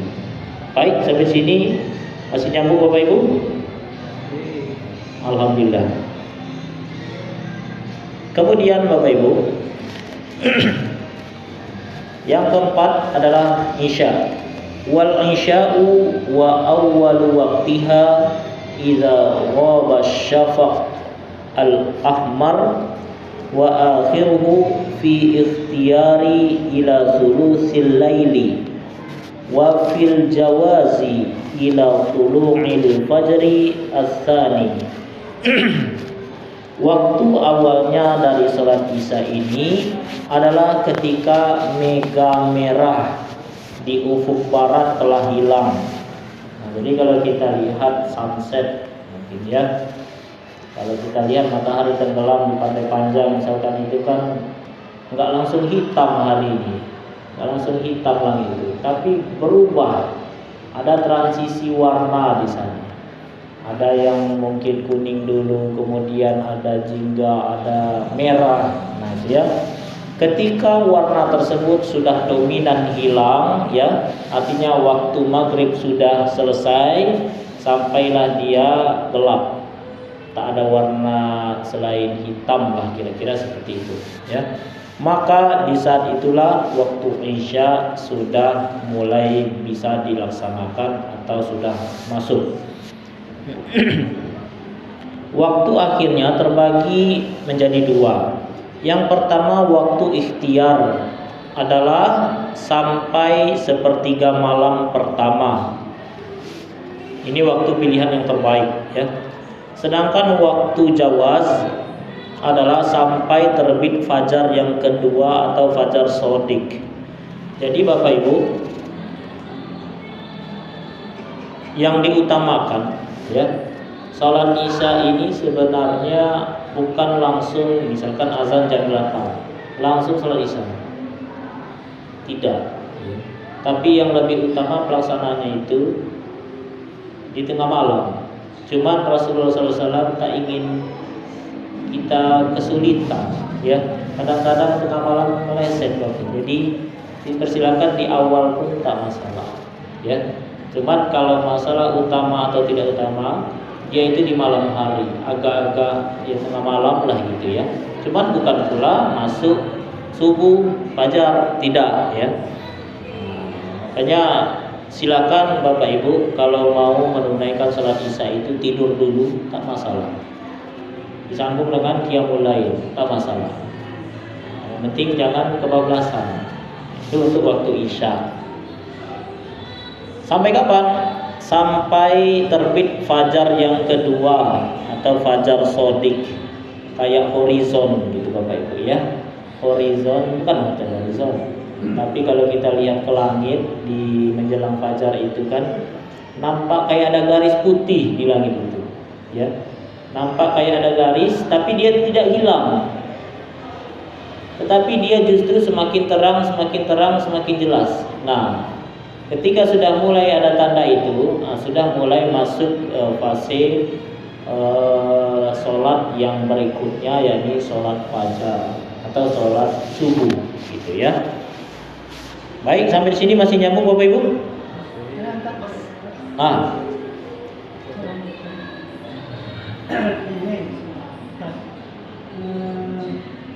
Saudara tadi baca ayat tadi kan, saya maghrib dengan isya dengan maghrib dengan subuh kan, kata-katanya kan waktu pendek itu kan boleh baca ayat panjang. Ini katanya memang itu baca panjang, ada yang panjang atau pendek. Itu apa perbedaannya antara ayat panjang dan pendek itu? Pemahaman. Baik, kalau di waktu subuh justru disunahkan panjang. Nah, itu, ya. Walaupun dari segi rakaat subuh itu cuma 2 rakaat, maghrib 3 rakaat, karena durasi waktunya berbeda dan ada fadilah atau keutamaan di sana, maka justru di waktu subuh inilah yang disunahkan panjang. Cuma jangan terlalu panjang macam sekian jam habis pula nanti. Itu, ya. Bolehlah yang panjang. Tapi kalau maghrib disunahkan pendek. Kenapa? Karena waktunya singkat dan umumnya di waktu maghrib ini banyak aktivitas yang perlu dikerjakan, entah makan, entah perlu mandi dulu, gitu, ya, dan macam-macam. Lain halnya dengan subuh. Subuh justru sebaiknya jangan kelelahan, walaupun dia bisa juga, gitu, ya. Cuman sebisa mungkin semakin panjang semakin bagus, tapi tetap menyesuaikan dengan waktunya. Jangan pula habis waktu sholat subuh, maksudnya sudah menjelang isyraq baru selesai. Ini kan kurang tepat juga. Tetap bijaksana di situ. Jadi sedang-sedang saja, tapi jangan terlalu pendek macam maghrib tadi. Oke? Maghrib tadi panjang tidak masalah kan? Maghrib Baca ayat panjang tidak masalah. Maghrib lebih baik yang pendek, subuh lebih baik yang panjang. Oke? Ada lagi, ini masalah sholat isya tadi. utamanya di bahkan boleh tidur dulu, ya kan. Sholat itu kan utamanya berjamaah. Kalau kita melaksanakannya di menjelang subuh atau tengah malam, kemungkinan itu kan berjamaah itu kan kecil kemungkinan orang yang mau untuk diajak berjamaah, begitu. Nah sekarang utama mana? Utama kita menunda sholat sampai ini ataukah utamanya sholat berjamaah dengan waktu yang habis azan? Baik, pertanyaan yang bagus. Ada keutamaan-keutamaannya juga. Jamaah bagus juga. Ya. Ini ada waktu yang lebih bagus. Ada juga tempat pelaksanaan yang bagus. Mana yang kita pilih? Nah itu ya. Maka kalau komparasinya, perbandingannya hanya antara pilih sholat yang berjamaah tapi waktunya kurang utama, atau waktunya utama tapi nggak ada jamaahnya, maka lebih baik pilih yang berjamaah. Karena apa? Karena di antara keutamaan sholat berjamaah itu, sholatul jamaah khairum min sholatil fardhi bi sab'a wa isyruna darajat. Sholat jamaah itu lebih baik dari sholat sendirian dengan 27 derajat kali lipatnya, ya. Ada juga beberapa versi yang berbeda nominalnya, kurang lebih seperti itu. Cuman yang masyhur di telinga kita adalah 27 kali. Ini menggambarkan apa? Menggambarkan keutamaan dari berjamaah.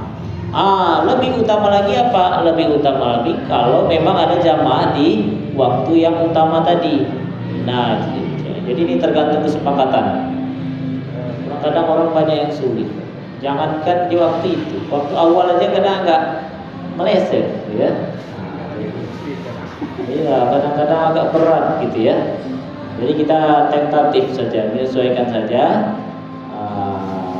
Insya Allah ada keutamanya masing-masing. Yang mana yang paling mudah, yang paling ikhlas kita melaksanakannya, lakukanlah.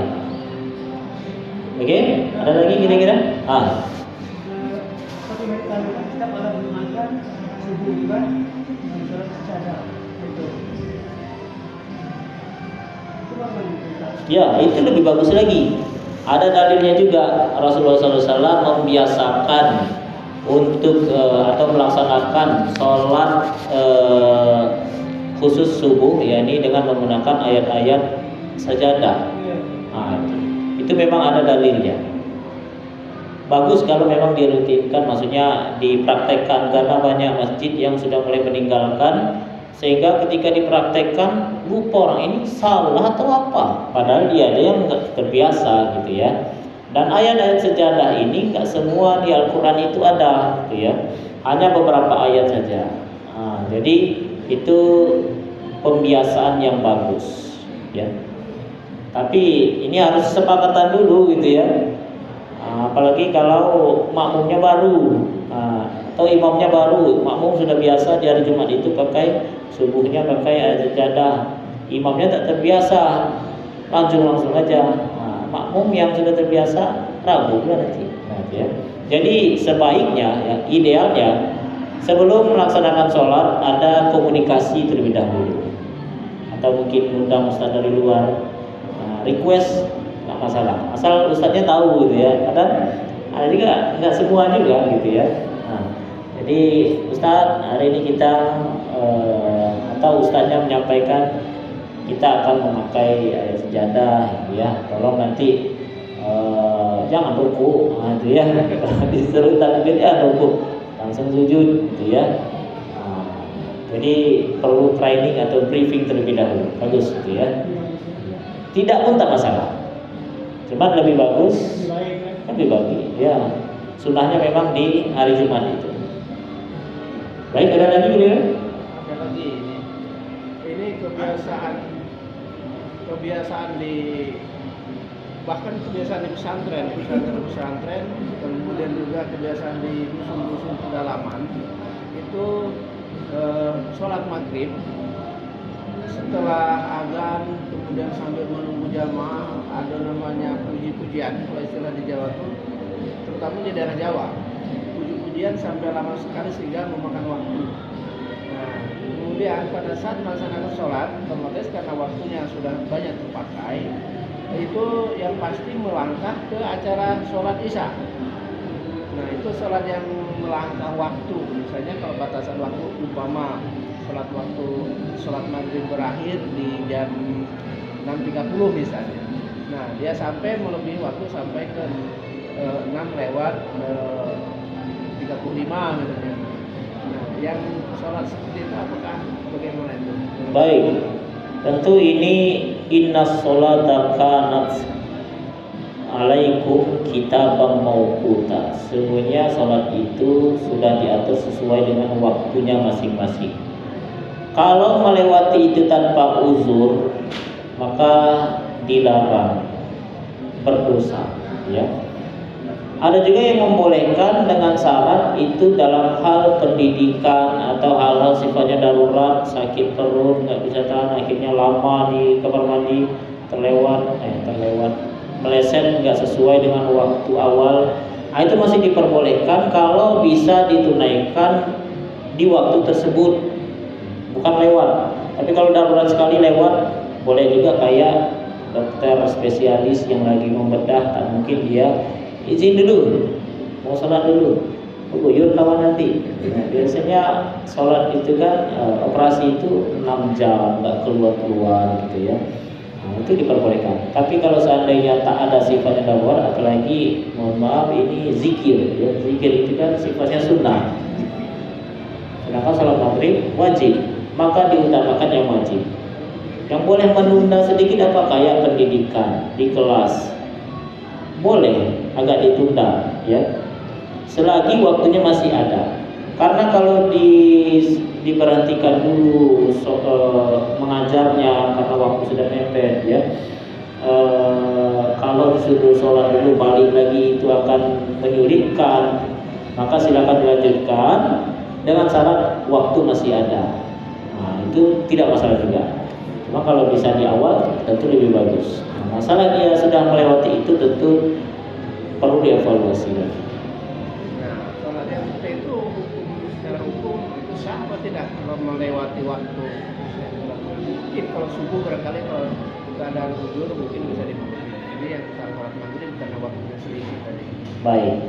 Jadi rufi al-qalam an salasa minas sobi hatta yablugh wa minan naimi hatta yastayqiz wa minal majnuni hatta yafiq.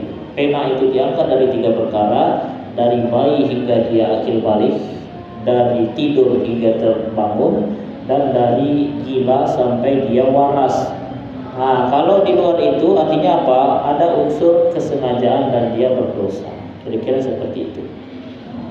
Oke? Sholat sunat itu boleh berjamaah. Baik. Sholat sunnah boleh berjamaah atau tidak? Betul juga. Nah, ya. Jadi sholat sunnah itu tergantung konteksnya. Pada umumnya rata-rata sholat sunnah itu dianjurkan sendiri-sendiri. Bahkan yang bisa dikerjakan di rumah, lakukan di rumah, jangan di masjid. Nah, itu ya. Karena saya pernah lihat di waktu utara di masjid itu kan, ada yang anggota itu sholat sunnah itu berjamaah. Terawih, Idul Fitri itu ada sunnah juga. Hah? Ya. Terawih, Idul Fitri itu ada sunnah juga. Kalau ada yang gitu kan? Ya, makanya sholat sunnah itu terbagi-bagi. Ada yang sholat maghrib, sholat sunnah kan, sunnah berjamaah lagi. baik. Kalau seandainya dalam rangka edukasi, seperti beberapa tempat itu di sekolah-sekolah yang memang baru memperkenalkan mungkin sholat sunnah duha, itu ada ulama yang membolehkan dalam konteks pembelajaran. Nah, itu ya, boleh saja sholat sunnah duha itu berjamaah. Kalau zaman itu anak kecil, cuma kalau sudah dewasa, sudah paham ya jangan. Karena tabiatnya atau aslinya bawaannya sholat sunnah duha itu sendiri-sendiri, ya. Habis maghrib kan sudah. Habis maghrib. Kan di malam sholat sunnah itu berjamaah lagi orang besar-besar. Enggak. Seharusnya sendiri-sendiri. Tak boleh.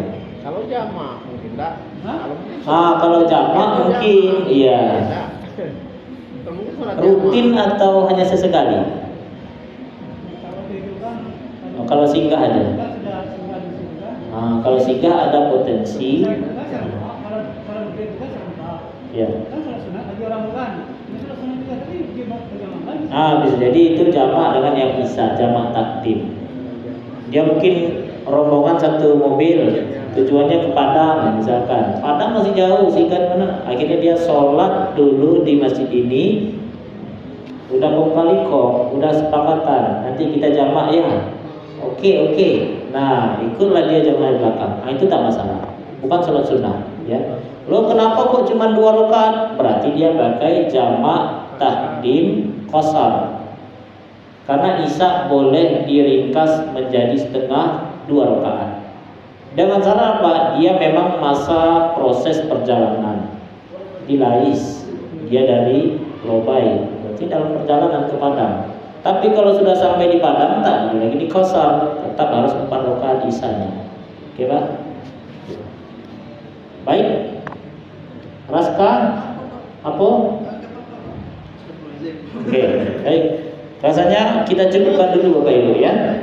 Nah, insya Allah besok atau pertemuan selanjutnya kita akan membahas yang waktu subuh. Jadi kita sudah membahas zuhur, asar, maghrib, isya. Baik, kita sudahi dengan lafaz hamdalah. Lebih dan kurangnya mohon maaf. Akhirul kalam. Wassalamualaikum warahmatullahi wabarakatuh.